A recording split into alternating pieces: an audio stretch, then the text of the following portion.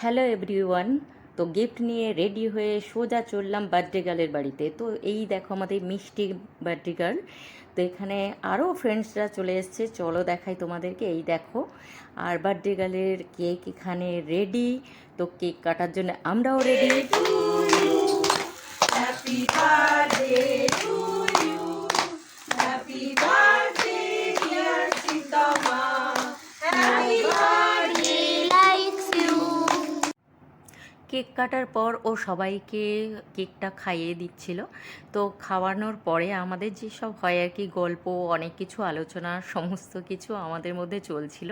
তারপরে দেখো, সবাই বিছানার মধ্যে আমরা বসে বসে গল্প করছি। তো তারপরে ফাইনালি চলে এলো আমাদের রাতের ডিনারে ছিল fried rice, chilli chicken and ice cream, সেটা দেখাতে ভুলে গেছি।